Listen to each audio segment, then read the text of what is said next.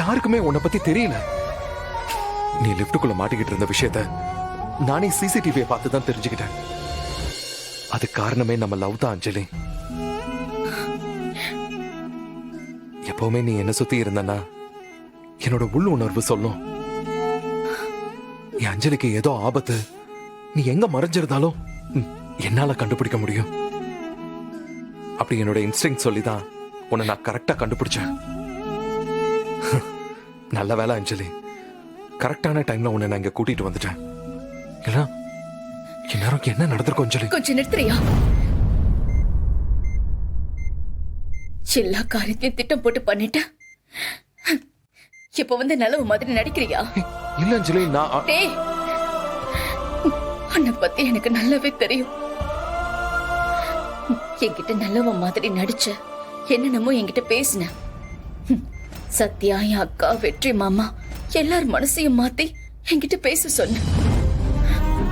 யார் பேச்சையும் நான் கேட்கல, உன்னை ஒதுக்கிய வச்சிருந்தேன். இப்போ உடனே புதுசா திட்டம் போட்டிருக்கியா? அஞ்சலி, நீ என்ன திட்டு, என் கூட சண்டை போட, அது பிரச்சனை இல்ல. ஆனா நான் சத்தியமா சொல்றேன், இது எதுவுமே நடிப்பு இல்ல. நீ உண்மையாவே அந்த லிப்டுக்குள்ள மாட்டிக்கிட்ட அஞ்சலி. நான் தான் உன்னை காப்பாத்தினேன். அதுக்காக நீங்க என்ன மன்னிச்சு ஏத்துக்கணும்னோ இல்ல என்ன நம்பணும்னு எந்த அவசியமும் இல்ல. ஆனா இதெல்லாம் நடிப்புன்னு சொல்ற பாத்தியா, அததான் என்னால தாங்க முடியல அஞ்சலி. அஞ்சலி, உன் மேல ஒரு சின்ன கீறல் விழுந்தாலும் என்னால தாங்கிக்க முடியாது அஞ்சலி. ப்ளீஸ் இப்படி எல்லாம் பேசாத. டே, நீ என்ன பேசினாலும் அது என் காதுல விழாது.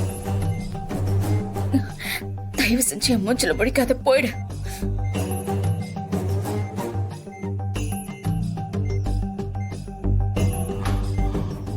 சரி அஞ்சலி, நீ கொஞ்ச நேரம் ரெஸ்ட் எடு. டாக்டர் கிட்ட பேசிட்டு அதுக்கப்புறம் நானே உன்னை கூட்டிட்டு போய் வீட்டுல டிராப் பண்றேன்.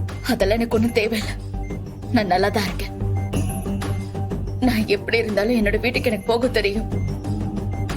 உன் வேலை என்னமோ அதை பட்டு நீ பாரு. போன்னு சொல்றல்ல. போறேன் அஞ்சலி, போறேன்.